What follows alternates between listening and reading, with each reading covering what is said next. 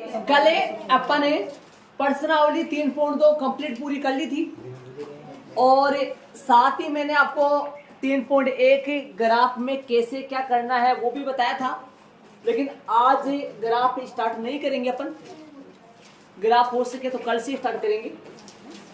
कई बच्चों के पास ग्राफ भी नहीं है। वैसे मैं बता दूं आपको, वैसे तो एक दो बार तो मैं आपको रफ में कराऊंगा, लेकिन उसके लिए पेंसिल सारा सामान होना जरूरी है। तो आज अपन प्रश्नावली 3.3 जो आपकी पुरानी बुक में 3.4 है, उदाहरण नंबर 8 से 10, आपकी बुक में 11 से 13 है। उदाहरण नंबर 8 स्टार्ट करिए था विलोपन विधि। बीजगणितीय विधि से हल करने की दो विधियां होती है, प्रतिस्थापन विधि, विलोपन विधि। तो विलोपन विधि अपन चालू करेंगे, उदाहरण के साथ ही अपन बता देंगे, उसमें समझा दूंगा मैं आपको। और एक वजन उड़न विधि और थी जो आपके हट गया है। अब उसका तो वो भगवान से प्यारी होगी तो उसका तो दुख रहा मेरे को भी है, लेकिन अब करूं क्या मैं, शोक के सिवा और क्या कर सकते हैं। भगवान को ये कर सकते हैं, उसकी आत्मा को जी। चले आए उदाहरण 8 आए। दो व्यक्तियों की आय का अनुपात 9:7 है। सुनिए ध्यान से, दो व्यक्तियों की आय का अनुपात 9:7 है। दो व्यक्ति, उनकी आय का अनुपात 9:7 है। पहली बात तो अनुपात क्या होता है, छोटा से छोटा मान होता है। किनका, आय का। कितने व्यक्ति है, दो। दो व्यक्तियों की आय का अनुपात 9:7 है। तो ध्यान दें, यहां पर देखिए दो व्यक्ति हैं। कितने व्यक्ति भी, ध्यान से समझिए। दो व्यक्तियों की आय जो है ना, आय फर्स्ट वाला व्यक्ति है, सेकंड वाला है। मान लो ये रामू, मान लो ये श्यामू, मान लो, है ना, जो भी है। अब इस व्यक्ति के ये 9 रुपए, ये 9 रुपए आय का मतलब कमाता है, आय का मतलब कमाता है। इसके आय का अनुपात कितना है, 9:7 है। अब 9:7 का मतलब ऐसा थोड़ी है कि भाई 9 रुपए कमाता है, 7 रुपए कमाता है। आय का मतलब हुआ कमाना, मतलब उसका वेतन है, आय कितना कमाता है वो महीने के। फर्स्ट व्यक्ति 9 रुपए कमाता है, सेकंड व्यक्ति 7 रुपए कमाता है। ये तो बात जचने वाली नहीं है। अनुपात का मतलब होता है छोटा से छोटा हिस्सा, इसलिए कटने के बाद में आया होगा। हो सकता है मान लो ये 18 रुपए कमाता हो और मान लो ये 14 रुपए कमाता हो। तो इन दोनों का अनुपात निकालना चाहिए, तो 18/14 2 से कटेगा 9:7। बोलो अनुपात कितना आया। अब भी मैं झूठा हूं, क्यों झूठा हूं, क्योंकि 18 और 14 रुपए थोड़ी कमाएगा, हाँ, अनुमान के तौर पे। लेकिन लिया मैंने 18-14 है ताकि कट का कितना आ जाए।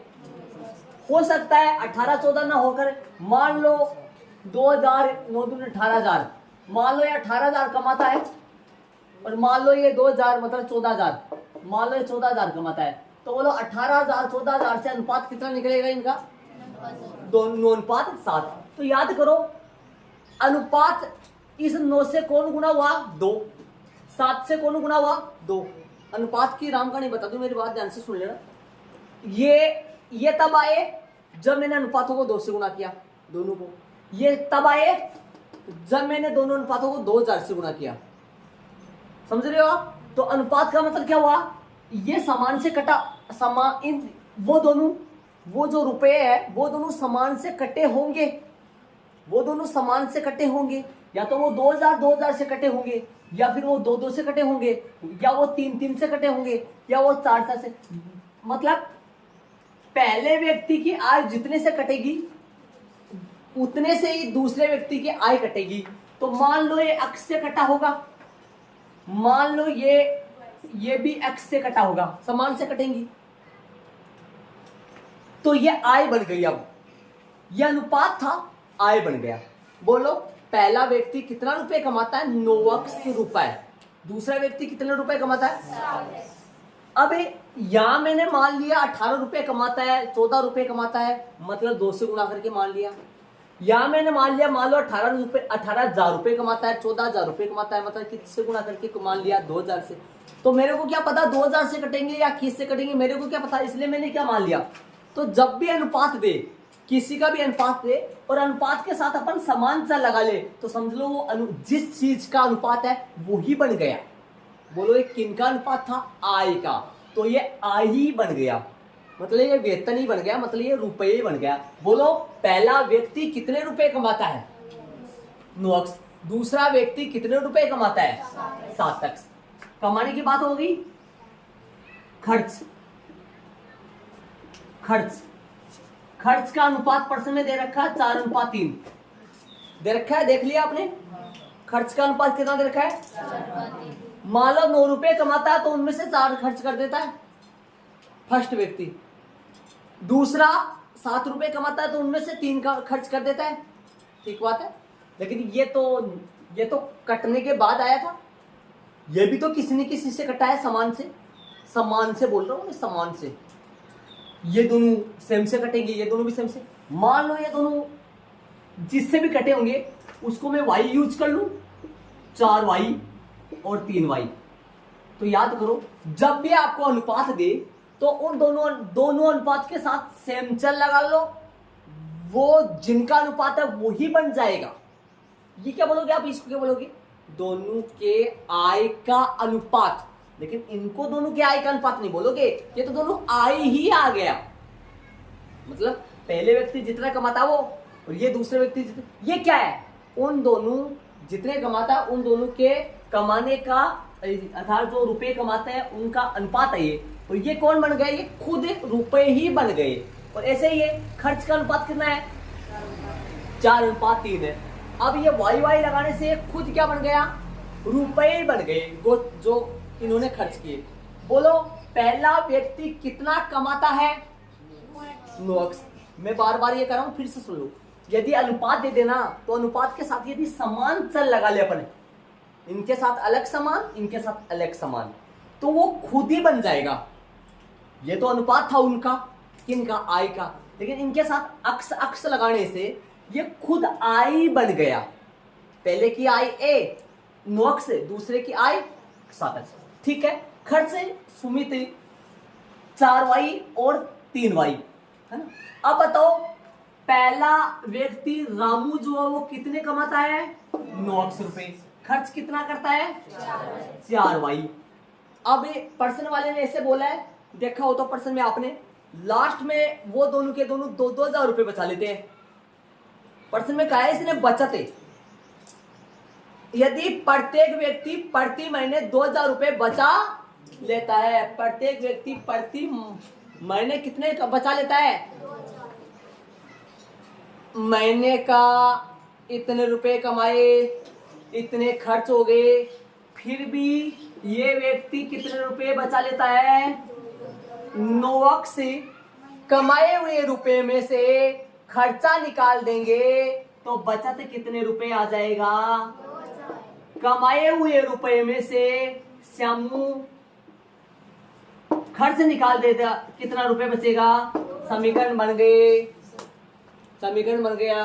पहला व्यक्ति का समीकरण बना 9x माइनस 4y बराबर 2000। दूसरा बना 7x माइनस 3y बराबर 2000। किसी के साथ कुश्ती करना, युद्ध करना वो नहीं करना, आराम से रियलिटी से समझना है। मैं फिर बता रहा हूँ, जब अपने कोई कहीं पे भी सवाल हो, छोटी क्लास में बड़ी क्लास हो, जब भी अनुपात कहीं दे देना तो उनके साथ सेम चल लगा लो, जिनका अनुपात होगा वो खुद बन जाएगा। किनका अनुपात है? ये आय का। ये अब अनुपात नहीं रहा, ये आय ही बन गया। समझ लो, इसे दिमाग लगाओ। ये जिससे कटा होगा, कटा तो होगा ना, वो यही बन। किससे कटा होगा? अपन क्या मानना है? वो कटा है अक्ष से कटा होगा। अक्ष की जगह कोई संख्या आ जाएगा। ये किससे कटा होगा? y से। ये 9x कमाए, खर्च कितने किए? 4। 7x कमाए, खर्च कितने गए? तो अपन क्या करेंगे? माना कि दोनों व्यक्ति क्रमशः 9x व दोनों व्यक्ति की आय क्रमशः 9x रुपए व 7x रुपए है। माना कि दोनों व्यक्तियों की आय क्रमशः 9x रुपए व 7x रुपए तथा नीचे वाले लाइन में तथा खर्च क्रमशः 4y व प्रश्नानुसार 9x माइनस 4y बराबर 2000 तथा माइनस 3y बराबर 2000। सर जी। अगर x का मान निकालने के बाद x को 9 से गुणा करेंगे तो आएगा। आएगी, पक्का आएगी, आई शाबाश, अच्छी बात, दिमाग लगा लिए। मतलब जो अक्स से गुणा करेंगे ना अपन, 9 को अक्स से गुणा करेंगे तो पहली व्यक्ति ने जितने कमाया वो आएगा पक्का, और इसको अक्स से गुणा करेंगे तो दूसरे व्यक्ति ने जितने कमाया वो आएगा, और वाई से गुणा कर देंगे तो खर्च आएगा, और यदि टोटल रुपए में से खर्च घटाएंगे पक्का 2000 ही बचेगा। ये हुई जांच होगी लास्ट में।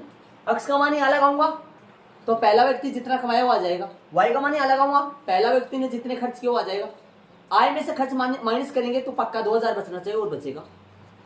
मान लो ये 18,000 आ जाएगा और ये 16,000 आ जाएगा, क्योंकि मेरे को याद है अक्स का मान 2000 आएगा तो 9 दूने 18, ये 18,000 कमाता है और वाई का मान 4000 है तो 4 चौक 16, ये 16,000 रुपए खर्च करता है, बोले 2000 ही बचेगा। और यहाँ पे भी लगाओ 4, क्या लगाओ, अक्स का मान वही जो 2000 तो 14,000, और ये लगाओ 4,000, 4 के 12,000, 14,000, 12,000 मतलब 2000। मेरे याद है उत्तर, समझ गए ना? वो उदाहरण से वो उदाहरण सही। अब एक तो आ ही जाता है ना, समझ लो आप। चलो क्या लिखेंगे? एक अनुपात की करनी जरूर देख लेना। ये बड़ी क्लासों में कंपटीशन में रोजगार जब आप बैग लेके घूमोगे मार्केट में, मंडी में, कोचिंगों में जाओगे, ये बात आपको बताई जाएंगी पक्का। आपको ये बताई जाएंगी, ये सीखने के लिए जाओ भाई, अक्स से गुणा अक्स लगा दो, वाई लगा दो, समान लगा दो, वही खुद ही बन जाएगा, है ना, ध्यान रखना। माना कि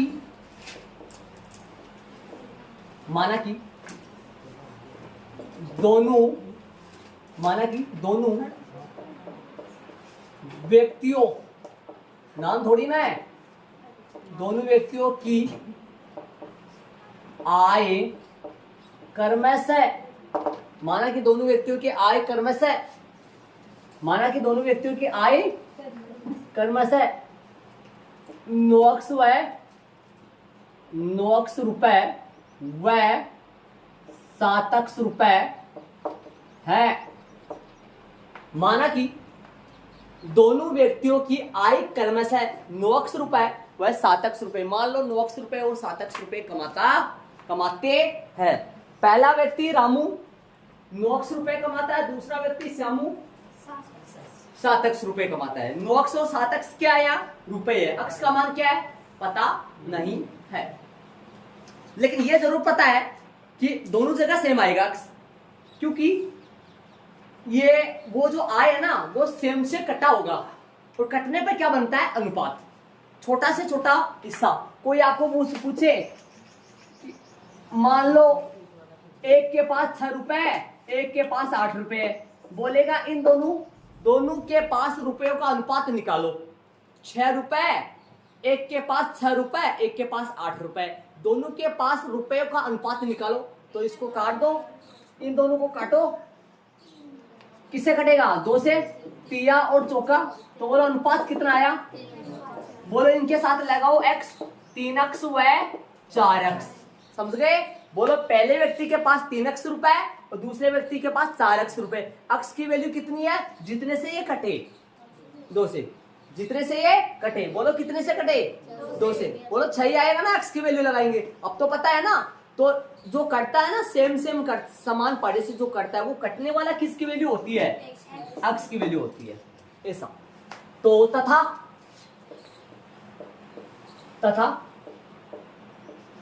उनके खर्च क्रमश है। कौन कौन है खर्च? उनके खर्च 4y रुपए व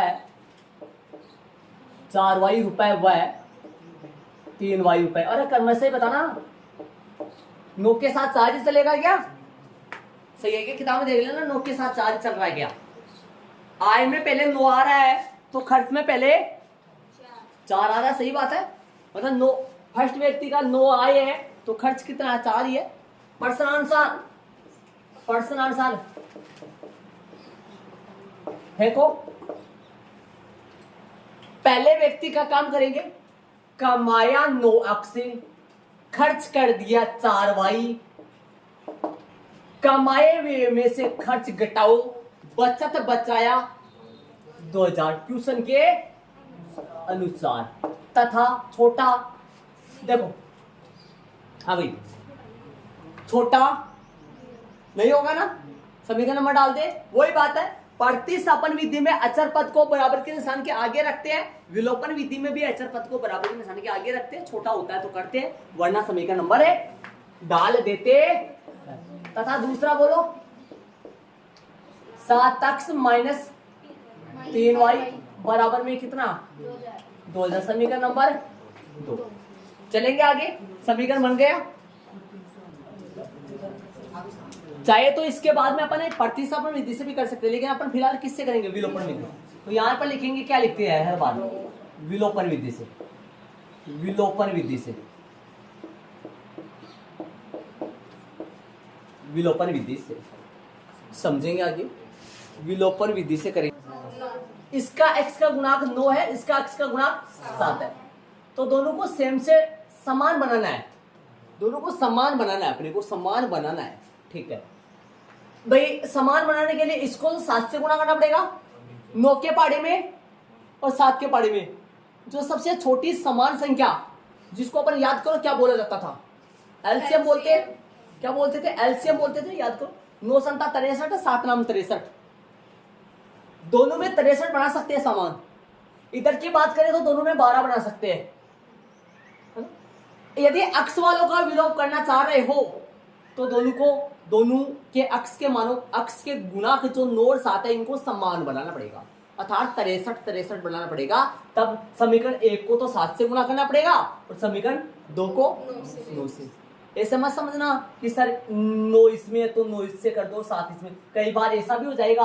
अब समझो ये लो 18, अब बताओ किसको किससे गुणा करना पड़ेगा। समीकरण 2 को तो किसी से गुणा मत करो, समीकरण 1 को ही गुणा करना पड़ेगा, सिर्फ 2 से। तो ऐसे मत समझना कि भाई इधर वालों को इससे कर लो, मतलब 9 को तो नीचे वाले से कर लो और 7 को ऊपर वाले से कर लो, ऐसा हर बार नहीं होता है। ये तो समान बनाया जा रहा है यहाँ पर, इसको तो 7 से गुणा कर लो और इसको 9 से गुणा करो, ताकि दोनों सेम बन जाए।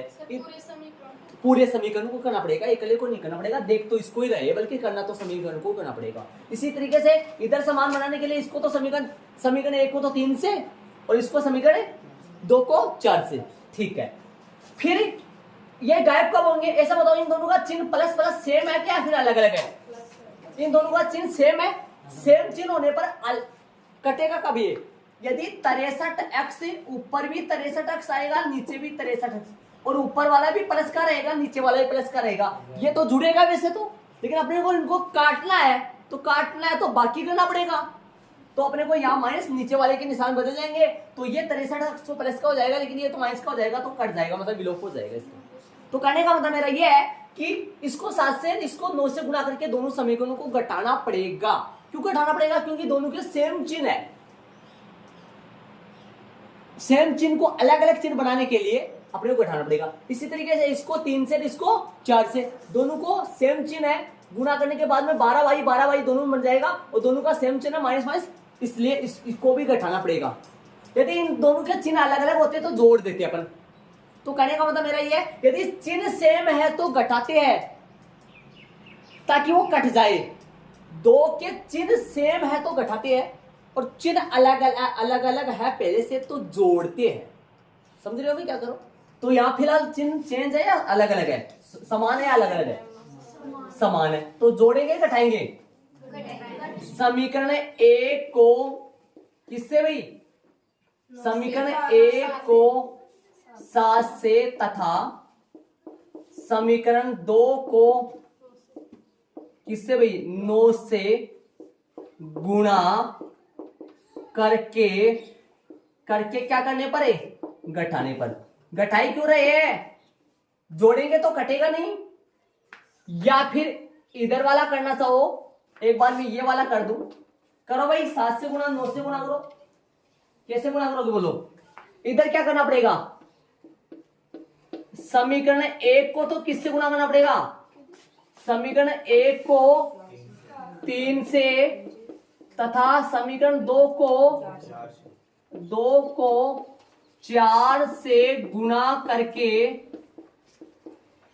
घटाने पर, गुणा करके क्या करने पर भाई, घटाने पर, घटाएंगे अपन, बताओ तो, गुणा करो भाई।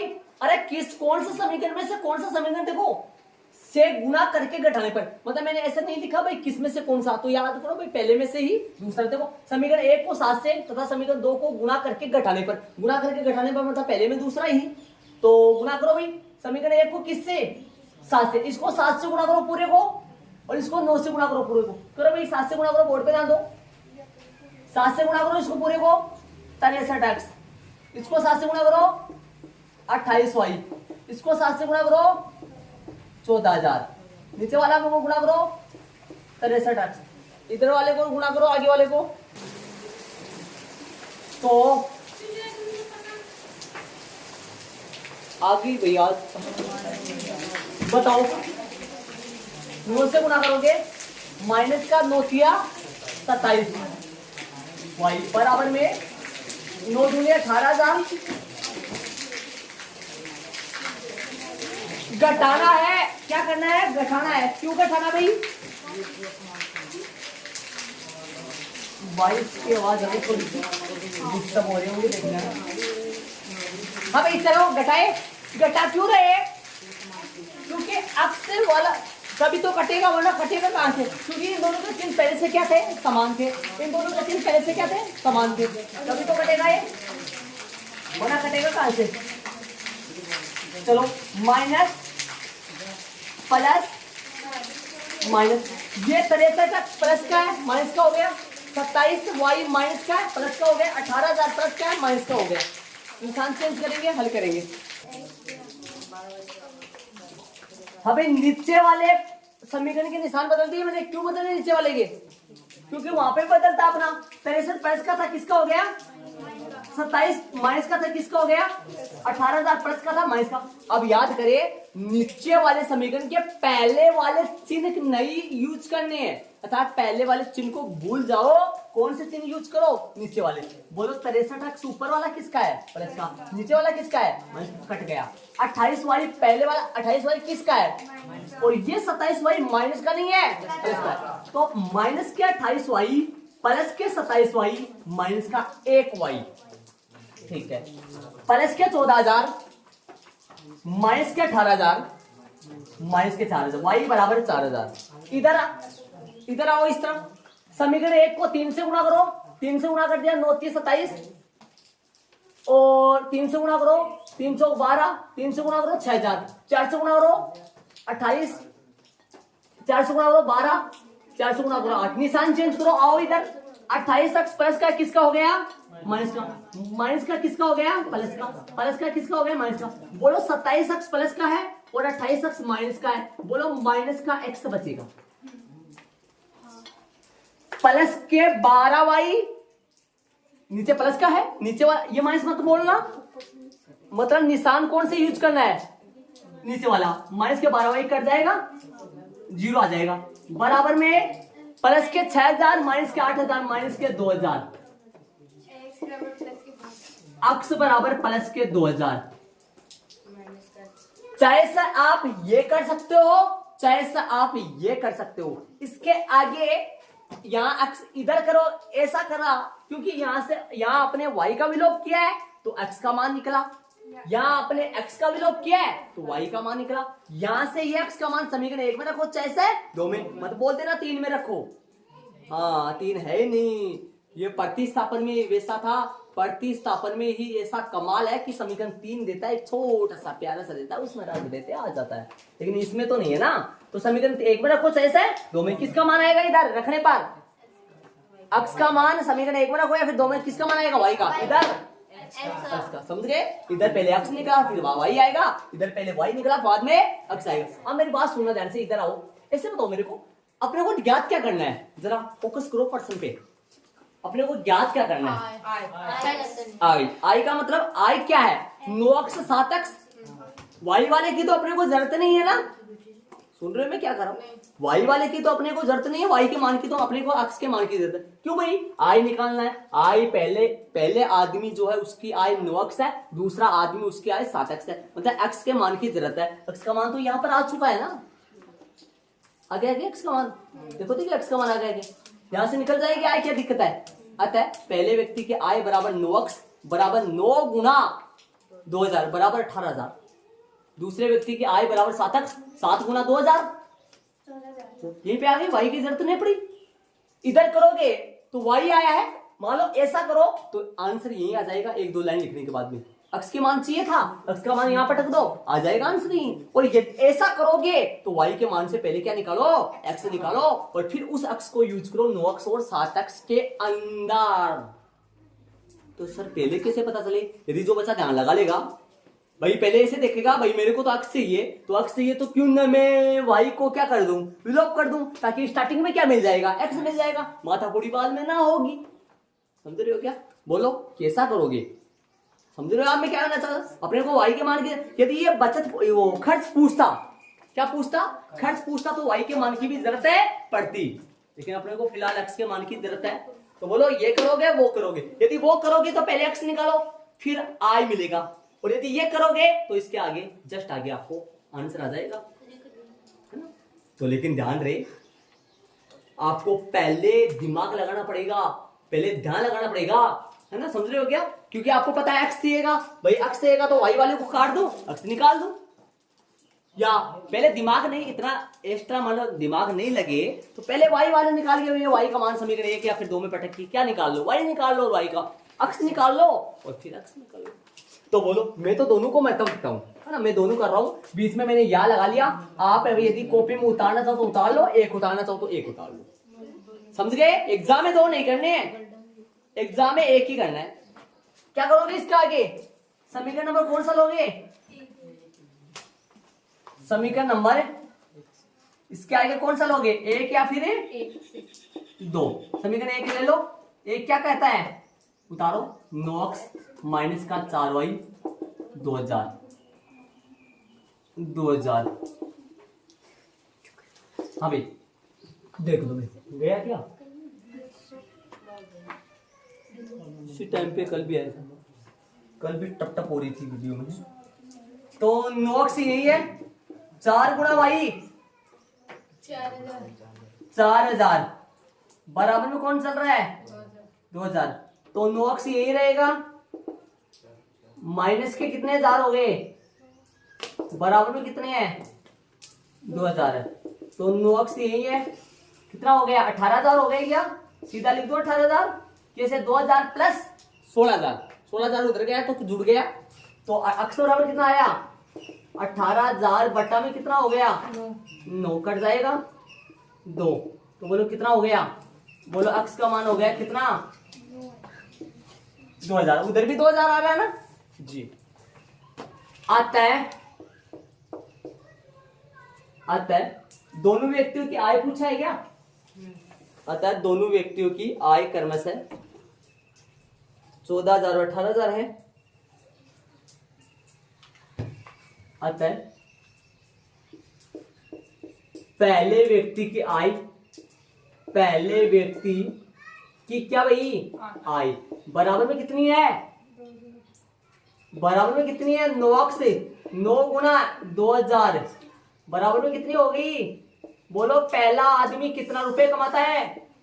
18,000 रुपए कमाता है। खर्च कितना करता है? मासिक आय, मासिक आय, आय एक ही बात हो गई। मासिक लगाओ, लगा दो, मासिक लगा दो। मासिक महीने का मतलब महीने की आय, महीने की होती है आय, मतलब है जो मजदूरी है वो महीने की तो देखी जाती है कि भाई। तथा दूसरे व्यक्ति की मासिक आय, मासिक आय कितनी अक्स है? 7 अक्स। 7 गुना 2000 है, 7 गुना बोलो कितना हजार आएगा? 14,000 रुपए आ गए। 18,000 के अंडरलाइन कर दो, 14,000 के अंडरलाइन कर दो और आंसर लगा दो। इधर वाला करोगे तो क्या लिखना है सिर्फ बताओ? इधर वाला करोगे तो कितना लिखना पड़ेगा आपको? अतः वाली लाइन लिखनी पड़ेगी रिटर्न। इस ये वाला करोगे तो आपको इतना ही तो लिखना पड़ेगा, बाकी सब सारा सेम। आप बाकी क्यों चाहिए, वाई क्यों चाहिए, वाई तो निकालना नहीं है ना। तो अतः इधर वाला इस तरफ करोगे तो क्या लिखोगे, अतः पहले व्यक्ति की मासिक आय। अतः ऐसे लिख दो ना सीधा, अतः दोनों व्यक्तियों की मासिक आय क्रमश दोनों व्यक्तियों की मासिक आय बराबर लिख दो। 9x बराबर कितना आएगा, 9 गुणा 2000, बोलो कितना हजार रुपए आ गया, 18,000 रुपए। तथा 7x बराबर 7 गुणा 2000 बराबर कितना हजार हो गया, 14,000। ये लो भाई, बोलो कौन सा तरीका प्यारा लगा, किसको लाइक करते हो, सच बोलना। लेफ्ट या राइट, सर इस क्वेश्चन में तो समीकरण तो सेम बनाने हैं, विलोपन विधि तक तो सेम ही है सारा। फिर उसके बाद में ये करो या फिर ये करो। यदि ये करे हो तो फिर आपको अक्ष निकाल के अक्ष यूज करना पड़ेगा, और ये करोगे तो अक्ष पहले मिल जाएगा और वाई की जरूरत है ना है, वाई तो चाहिए नहीं अपने को। अरे यदि वो पूछता ना, खर्च पूछता तो वाई चाहिए गा। ओके, अरे एग्जाम में दोनों नहीं करना है पंडितों, सुन रहे होगे, लाड लो, दोनों नहीं करना एग्जाम में, या तो ये करो या फिर ये करो, है ना, समझ रहे हो आप। कभी पूरा वो हिसाब दो, हमारे सर ने तो इतना बड़ा बताया था मेरे को, एक ही करना दोनों में से, है ना, हैं पेज भरने। उदाहरण नंबर कौन सा है, 9 में समीकरण पहले से ही बना हुआ दे रखे, तो वो नहीं करना पड़ेगा। बीजगणित रूप में समीकरण नहीं माना कि वो नहीं आएंगे ना, हाँ, तो समीकरण दे रखे है, इन दोनों को विलोपन विधि से हल करके इनका अक्ष और वाई के मान है निकालने। छोटे हो गए क्या, देखो इसमें दो का भाग चला जाएगा। देखो छोटा कैसे देखते हैं, ध्यान देना बोर्ड पे, कई बच्चों को छोटा नहीं करना आता है। यहाँ पे देखो इन दोनों में दो का भाग चला जाएगा ना, लेकिन 3 में कहा जाएगा। यदि 3 की जगह 6 होता तो समीकरण नंबर 1 छोटा हो जाता, ठीक है। देखो इन दोनों में दो का भाग चल जा सकता है, लेकिन 7 में कहा जाएगा। तो यहाँ तो गड़बड़ कौन कर रहा है, 3 कर रहा है, तो यहाँ पर गड़बड़ कौन कर रहा है, 7 कर रहा है। इन दोनों ने बीमारी रची है, इसलिए दो का भाग नहीं जा रहा है, इसलिए छोटा नहीं हो रहा है। तो समीकरण 1 का 2 नंबर डाल दिया अपन, अचर पद बराबर के निशान कहाँ आ रहे हैं, आगे आ रहे, नंबर डाल दिया अपन, ठीक है। चलो विलोपन विधि से ये पे आ गए सीधे। अरे माना की तो नहीं आया है, अच्छा मना कर दिया।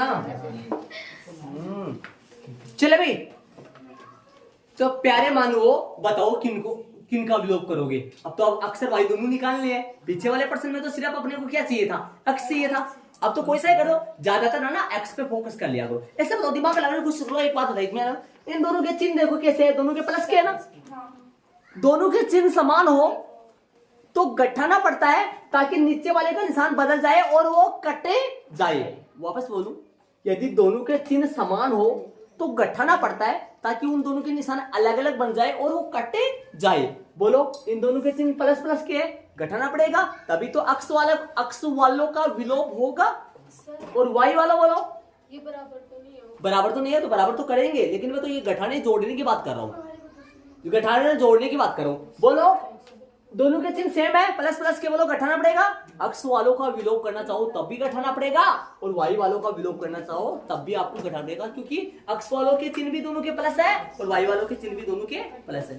अरे जोड़ने पर निशान नहीं बदलते हैं और घटाने पर निशान है बदलते हैं। यदि इन दोनों को जोड़ा जाए, अब ऐसे बताओ समान बनाओ चिन्ह, वो गुणांक समान बनाओ, या 2 है या 4 है, ऊपर वाले को 2 से गुणा करो, समीकरण 1 को 2 से गुणा करो, बाकी किसी को। अब ऐसे मत बोलो ना सर इसको 4 से गुणा करो, इसको 2 से ना। अरे ऐसे भी करोगे तो आंसर आ जाएगा, आंसर तो आ जाएगा, लेकिन बड़ी बड़ी संख्या आ जाएगी, क्यों मोल लेना बिना फालतू बड़ा। तो समीकरण 1 को 2 से गुणा करो बस, इसमें 4 बन जाएगा, इसमें 4 पहले से। अरे वैसे भी कर सकते हैं, इसको 2 से गुणा करो, इसको 4 से, लेकिन क्यों करना इतना बड़ा काम अपने को, है ना। तो क्या करोगे, हाँ? ये 8 और 7 बराबर छोड़ेगा। 8 और 7 बराबर होने का अपने को देखना नहीं है, बराबर हो चाहे नहीं हो, कोई मतलब नहीं है इनसे अपने को, है ना। अपने को मतलब से किससे है, जिसका विलोप करना चाहो। किसका विलोप कर रहे हो, किसको देख रहे हो आप, x को विलोप कर रहे हो, तो यहाँ 2 है, यहाँ 4 है। समीकरण 1 को किससे गुणा कर लो, समीकरण 1 को किससे गुणा करोगे, समीकरण 1 को 2 से गुणा करके, समीकरण 1 को 2 से गुणा करके, समीकरण 1 को 2 से गुणा करके, समीकरण 1 को 2 से गुणा कर ही हो जाएगा ना। समीकरण 2 को घटाने पर, या समीकरण 2 में से घटाने पर, यदि 2 में से लिखोगे ना आप, तो फिर समीकरण 2 ऊपर लिखना पड़ेगा आपको। ठीक है, मैं लिख रहा हूं समीकरण 1 को 2 से गुणा कर, समीकरण 2 को घटाने पर, समीकरण 2 को, अब बताओ किस में से कौन सा घटाओगे, समीकरण 1 में से 2 घटाओगे या 2 में से 1 को घटाओगे, 1 में से 2 घटाओगे ना, 1 में से 2। 1 को गुणा करो पहले, किससे गुणा करोगे, 1 को करो 2 से गुणा, लाइन पूरी लाइन को 2 से गुणा कर दो, करो लाइन 2 को 2 से गुणा करो, 4x 2 से गुणा करो, 2 से गुणा करो 6y, 2 से गुणा करो 16। इसको 2 से गुणा नहीं करना, समीकरण 1 में से समीकरण 2 घटाना, इसके नीचे लिख दो 4x प्लस का 6y बराबर 7। इसको किसी से गुणा नहीं करना, पीछे वाले सवाल में अपन दोनों को गुणा किया था, याद करो। ठीक है, अब की बार तो समीकरण 1 को 2 से गुणा किया, क्यों, 4 मिल गया दोनों में, इसलिए। घटाओगे जोड़ोगे, घटाने वाला तरीका और बता दूं मैं आपको, 4x प्लस में जोड़ने वाला है, 4x प्लस में 6y बराबर 16 और 4x,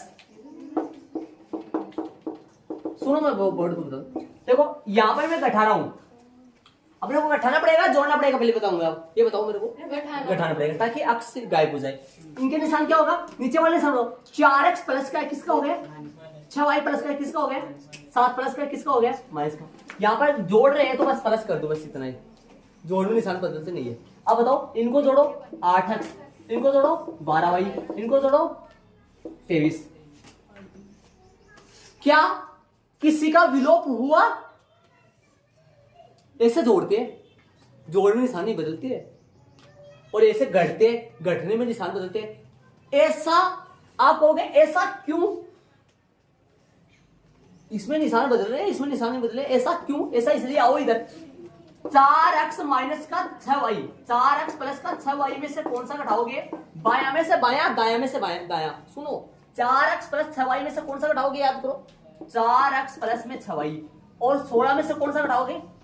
अब ऐसे बताओ, दिमाग लगाओ, 4x प्लस 6y वैसा वैसा, माइनस का 4x माइनस का 6y बराबर 16 माइनस 7। अब बताओ ये दोनों पहले चिन्ह में कैसे थे, ये दोनों पहले चिन्ह में कैसे थे, आपसे मैं पूछूं। अब दोनों किसके हो गए, बोलो 7 पहले किसका था, बोलो निशान में कैसा हो गया, बोलो बदल रहे हैं ना निशान, मैंने थोड़ी ना बदला है, लेकिन यहां पर आपके समझ में नहीं आता, थोड़ा यहां पर समझ में आ जाता है। लेकिन विलोपन विधि इसको नहीं कहते, इसको कहते हैं। विलोपन विधि का मतलब आपके किताब में जो है ना ऊपर नीचे लिखने का सिस्टम है, करे ऐसे भी सकते, गलती नहीं होता।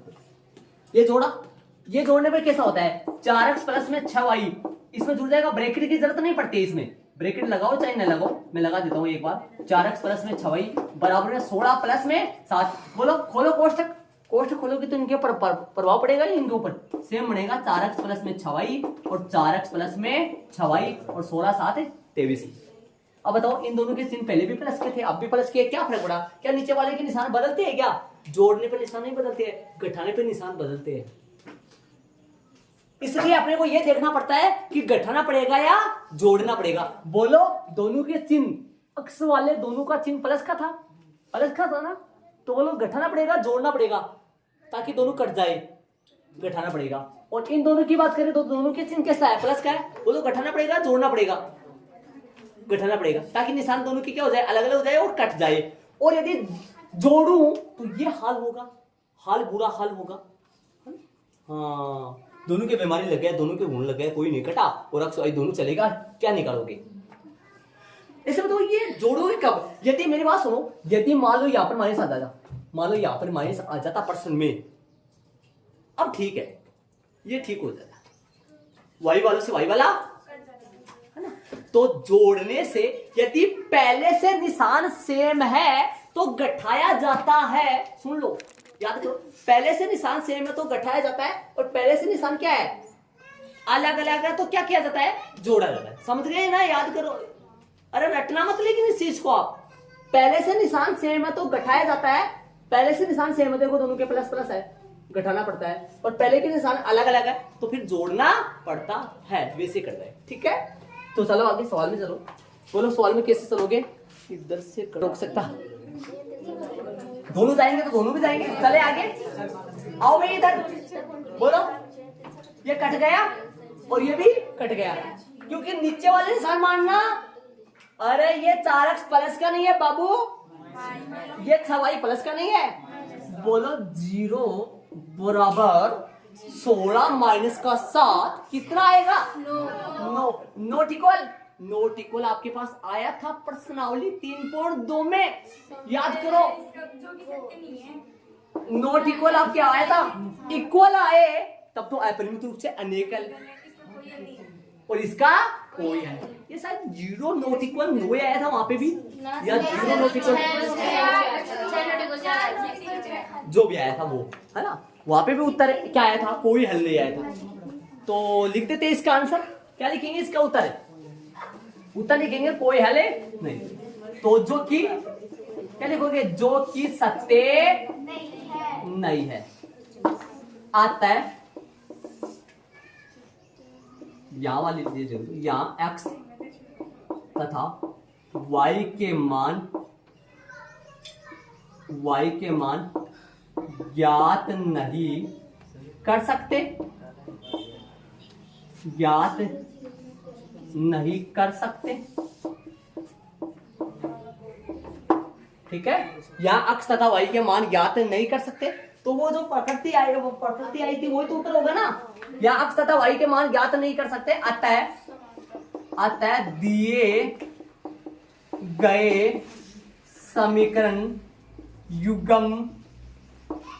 युग्म का कोई हल नहीं है। इसका आंसर आया कोई हल नहीं है, मतलब दोनों रेखाएं एक दूसरे की कैसे होगी, समांतर होगी। आंसर आएगा कोई हल नहीं, उत्तर नहीं निकलेगा, इसका आंसर नहीं निकलेगा। आप अपनी बुक में मैच कर सकते हो आंसर, इसका उत्तर नहीं निकल सकता। और यदि इक्वल आता, यदि 9 बराबर 9 आता, 6 बराबर 6 आता, तो आप क्या लिखते, यहाँ x तथा y के मान ज्ञात नहीं कर सकते, अतः दिए गए समीकरण युग्म का अपरिमित रूप से अनेक हल है, यही आंसर आ जाता। हो गया उदाहरणों, कितना सस्ता सरल सुलभ है ना। अरे वहां पे भी करा था ऐसा, इसी टाइप का 3.2 के एग्जाम्पलों में भी था, इसी टाइप का। कौन सा था एग्जाम्पल, देखिए इसी टाइप का था वो। तो इसको ऐड करो, चलेंगे आगे अपन। सुनो मैं बताऊं, मेरी बात सुनना, ये दोनों बराबर है, ऐसा बताओ बराबर का ऐसा लगा हुआ है, क्या ये दोनों बराबर है क्या, नहीं है ना, तभी तो सत्य नहीं है ये चीज। यदि मैं नोट इक्वल कर दूंगा तो फिर तो सत्य हो जाएगा। ये हिंदी वाली लाइन आप लिख रहे हो तो इसको काटना मत, लेकिन ये तो याद रखना, जब ये दोनों बराबर नहीं आए ना तब कोई हल नहीं आएगा, और जब ये दोनों बराबर आ जाए तब अपरिमित रूप से अनेक हल आएंगे।